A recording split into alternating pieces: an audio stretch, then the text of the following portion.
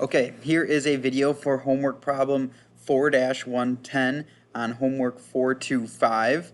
And in this problem, we're playing a game and we can move our game piece if we spin, for example, yellow in the first spinner and then we spin yellow again. So we have to spin the same color twice in both spinners and then we're allowed to move our piece down the board or whatever the game is.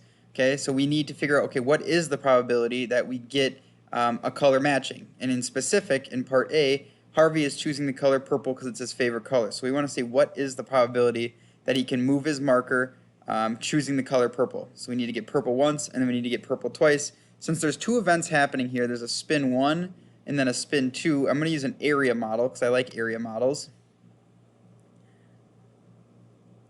And in event 1 over here, there's 3 outcomes that can happen. You could either land on yellow, you could land on green, or you could land on that purple that we're looking for.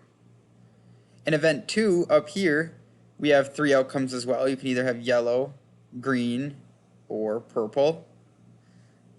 Now the probability of spinning a yellow in the first event on the first spinner is 1/2 because that yellow is 1/2 of the circle. Probability of spinning a green in the first circle is 1/4 because 1/4 of the circle is for green. The probability of purple is also 1/4 because in the spinner it is 1/4 of the circle. For the second spinner, everything is 1/3 because that circle is perfectly split into thirds. So you have 1/3 chance for yellow, 1/3 chance for green, 1/3 chance for purple. Now I can make my area model and multiply my fractions to see what goes inside. And so to figure out what the combination of yellow, yellow would be, I'm doing 1/2 times 1/3, and that's 1/6. To figure out green, green, that's 1/3 times 1/4, that's 1/12. To figure out purple, purple, I'm doing 1/4 times 1/3, and that is 1/12 as well. And that's the one that I'm looking for because that is the probability of getting a purple in the spin 1 or event 1, and then getting the purple in event 2. So our answer here is really 1/12 for part A, 1 in 12 chance. Okay. Now going to the next part, part B, it says, is this event a union or an intersection? And this is based off of lesson 424 where we were talking about roulette. Now a union is winning one or the other, and an intersection is one that wins both. And so if I write out our outcomes into sets, our outcomes in set 1 would be, you could either get purple,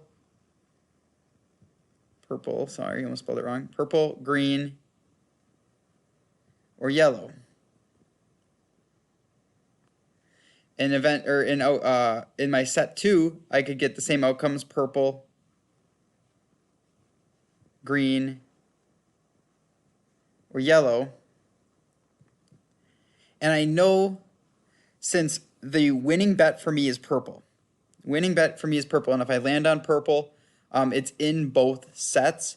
I know that this is going to be an intersection of these sets, okay, because they exist in both, and we need it to hit in both for us to win both of these, okay? So I know that this is going to be an intersection here in part B because it is in both sets. Now we gotta say, is purple the best choice? And we can go back to my handy dandy area model here and say, okay, 1/12, 1/12, 1/6. 1/6 is a better probability than 1/12. So no, purple is not the best choice. Yellow is the best choice. It has the highest probability.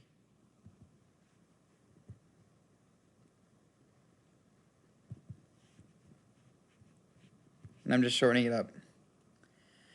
Now, if both spinners are spun, what is the probability that no one gets to move because the two colors are not the same?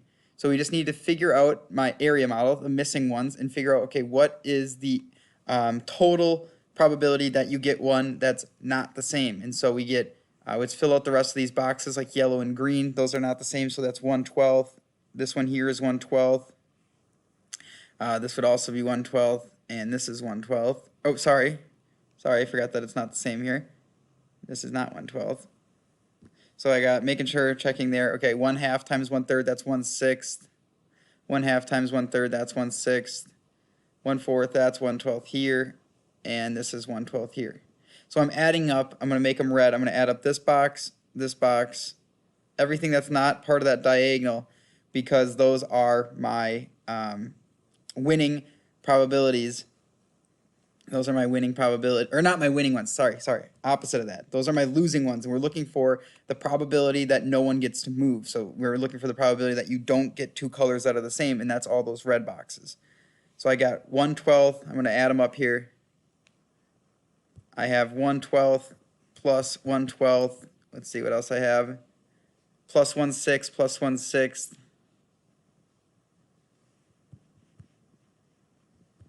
And I think I have a couple more 1/12s here. Plus 1/12 plus 1/12, yes. So if I add this up, I'll have my probability. 1/12 plus 1/12, that is 2/12 plus 1/6 plus 1/6 is going to actually give me 2/6.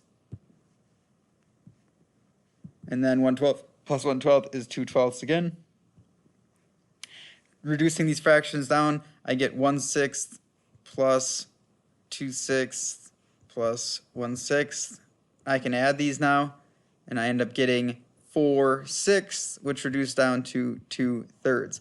So there's a 2/3 chance that you do not get to move at all, and there's actually then a 1/3 chance that you do get to move. So it's actually more likely in this game that you don't get a chance to move than you do get a chance to move.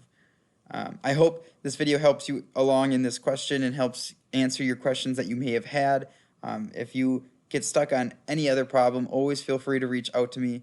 I'm always happy to make these videos to help.